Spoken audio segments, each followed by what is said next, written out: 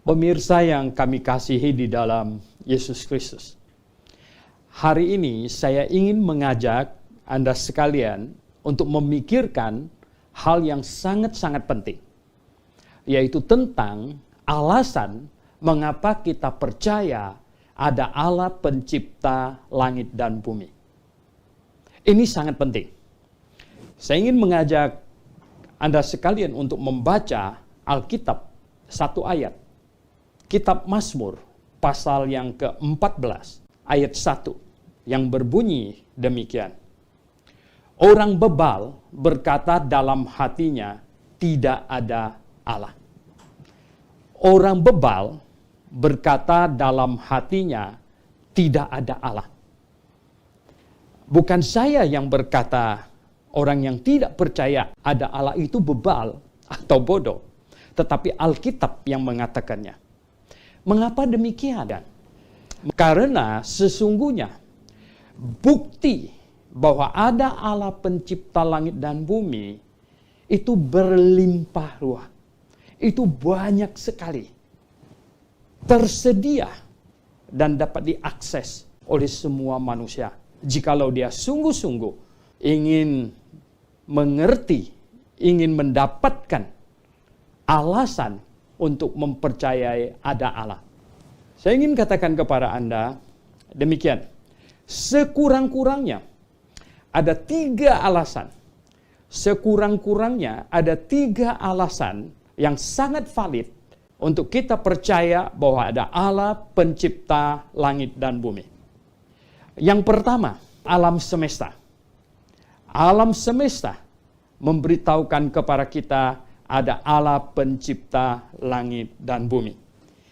Saya ingin mengajak lagi Bapak Ibu Saudara sekalian untuk membaca Roma pasal 1. Surat Rasul Paulus kepada orang di Roma pasal 1 di ayat 19 dan 20 berbunyi demikian.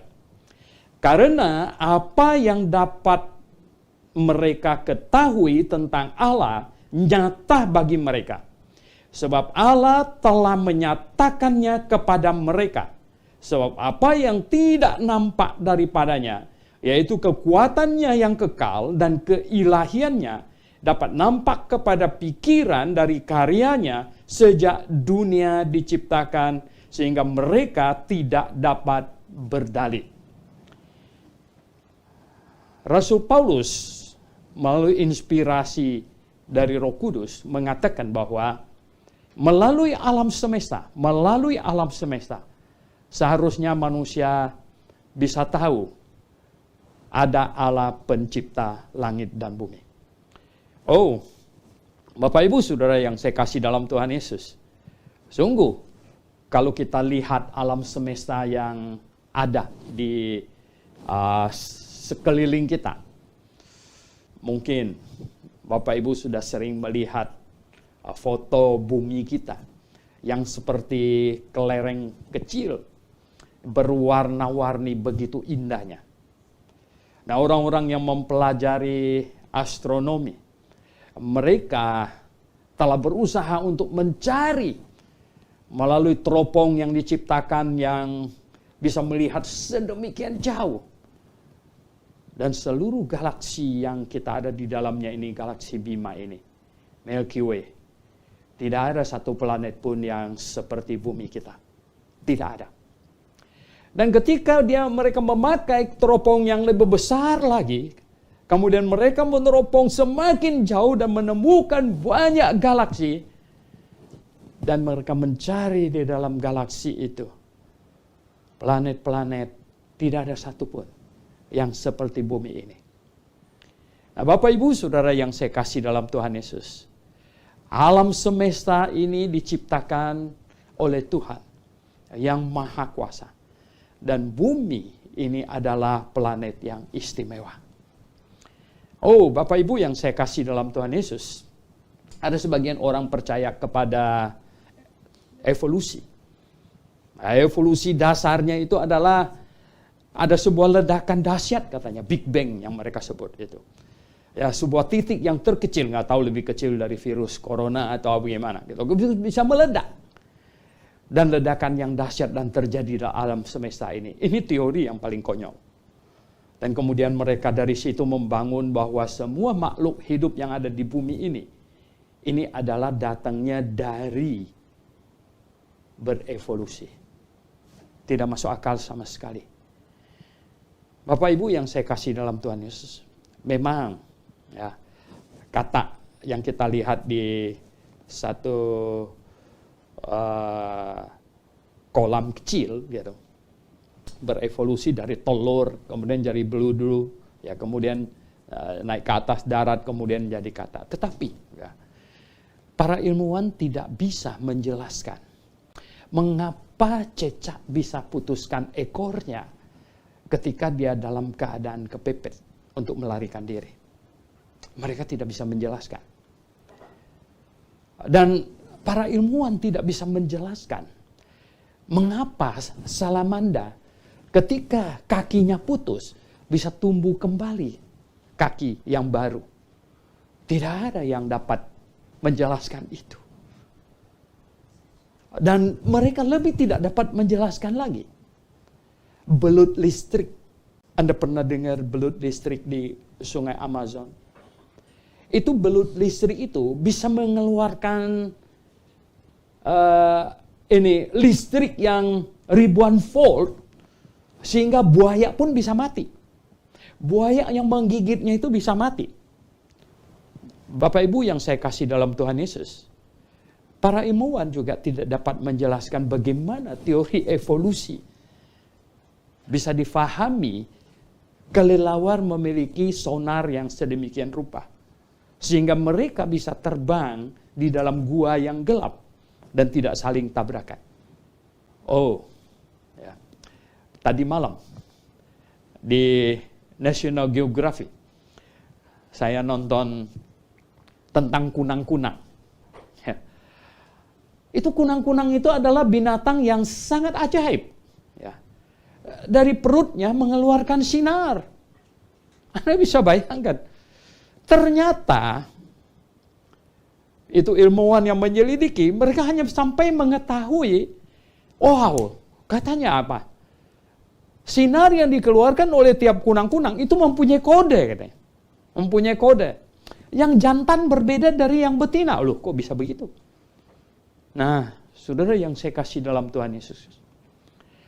Alam semesta, tempat kita ada ini semuanya. Ini memberitahukan kepada kita ada penciptanya. Ada pencipta. Itulah sebabnya Rasul Paulus berkata, dari ciptaannya nampak kepada pikiran kita. Jadi nampak bukan pada mata kita, tapi nampak kepada pikiran kita. Artinya, orang yang bisa berpikir, berhikmat, melalui ciptaan yang begitu banyak, yang begitu ajaib itu, kita tahu persis ada Sang Pencipta, pribadi yang maha kuasa, yang layak menerima sembah sujud dari ciptaannya, kita manusia. Yang kedua, alasan yang kedua, kita percaya ada Sang Pencipta, adalah hati nurani kita, manusia. Bapak Ibu tahu mengapa manusia menyembah apa saja disembahnya? Dia sembah. Oh, manusia menyembah pohon yang besar karena saking kagumnya kenapa pohon ini begitu besar, menyembah pohon. Manusia menyembah batu yang begitu besar, saking kagumnya mengapa ada batu yang begitu besar. Tetapi lama-lama manusia sadar, oh ini batu jangan disembah. Tetapi iblis ingin manusia menyembah batu. Akhirnya batu itu diukir sehingga mempunyai mata, hidung, mulut dan lain sebagainya, tapi yang tidak bisa berbicara. Setelah manusia bosan menyembah batu, akhirnya manusia menyembah batu yang diukir. Setelah manusia bosan menyembah pohon, iblis suguhkan pohon yang sudah diukir. Tetapi Semua itu menunjukkan bahwa manusia memang haus menyembah sesuatu. Mengapa? Jawabannya karena hati nurani manusia sebenarnya meyakini ada yang maha besar, yang layak menerima sembah sujud manusia. Oleh sebab itu manusia ingin menyembah sesuatu. Manusia ingin menyembah sesuatu yang lebih hebat dari dia. Manusia ingin menyembah sesuatu yang agung, yang mulia. Saudara yang saya kasih dalam Yesus Kristus, sepatutnya kita menyembah Sang Pencipta. Jangan menyembah ciptaan. Dengar baik-baik. Jangan menyembah ciptaan, tapi sembahlah Sang Pencipta. Itu. Terlebih lagi, jangan menyembah hasil karya dari ciptaan, hasil karya manusia. Bayangkan, sebagian kayu dipakai untuk bakar jadi kayu api, dan sebagiannya dipakai untuk membuat berhala, kemudian sembah. Tidak patut. Manusia tidak patut melakukan itu. Karena Tuhan yang menciptakan kita, berakal budi, memberikan kita akal budi, sehingga kita bisa berpikir, kita perlu menyembah Pencipta, bukan menyembah ciptaan. Itu alasan kedua. Alasan yang ketiga, mengapa kita percaya ada Pencipta langit dan bumi, adalah Alkitab membuktikannya. Bapak Ibu Saudara yang saya kasih dalam Tuhan Yesus Kristus, Alkitab yang ada di tangan kita menyatakan dirinya adalah firman Allah. Firman Allah. Artinya, kalau ada Allah yang menciptakan langit dan bumi, dia adalah pribadi, dia sanggup berbicara kepada kita. Dia sanggup menyampaikan sesuatu kepada kita. Dan di manakah firman-Nya? Alkitab adalah firman-Nya. Saudara yang saya kasih dalam Tuhan Yesus Kristus, Alkitab yang di tangan kita ini dibagi dua.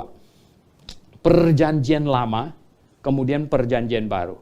Nah, perjanjian lama ditulis 1500 tahun sebelum Masehi. Yang pertama, oleh Musa. 1500 tahun sebelum Masehi. Sampai yang terakhir, itu kitab Maleakhi, kira-kira 400 tahun sebelum Masehi. Jadi, 400 tahun sebelum Masehi, 400 tahun sebelum Masehi, kitab perjanjian lama ini selesai. Dan mengapa disebut kitab perjanjian lama? Kenapa disebut perjanjian? Karena dia menjanjikan sesuatu. Dia menjanjikan akan kirim juru selamat. Dan kemudian pribadi juru selamat yang dijanjikan akan datang itu ditulis, rambu-rambunya dikasih. Saya ingin katakan kepada Bapak Ibu Saudara yang saya kasih dalam Tuhan Yesus, ada satu hal yang Alkitab sampaikan yang membuktikan bahwa tidak ada manusia bisa katakan itu, yaitu sesuatu yang akan datang ratusan bahkan ribuan tahun ke depan sudah disampaikan di dalam Alkitab. Dan ini membuktikan bahwa Alkitab firman Allah sekaligus membuktikan bahwa ada Allah yang menciptakan langit dan bumi yang bisa berfirman, dan Alkitab adalah firman-Nya. Saya ingin menutup dengan berkata kepada Anda bahwa jikalau ada dua orang, A dan B, A percaya ada Allah dan B percaya tidak ada Allah, dan mereka berdua pasti mati, pasti. Dan setelah mereka berdua mati, jikalau A percaya ada Allah, kemudian dia dapatkan tidak ada Allah, tidak ada yang bisa menghukumnya. Allah yang tidak ada tidak mungkin bisa menghukumnya. Tetapi B yang mati, dan kalau dia dapatkan ada Allah, maka dia pasti habis. Dia pasti akan berakhir di neraka. Oleh sebab itu, Bapak Ibu Saudara yang saya kasih dalam Tuhan, jangan menjadi B. Marilah kita menjadi A. Percaya ada Allah. Maranatha.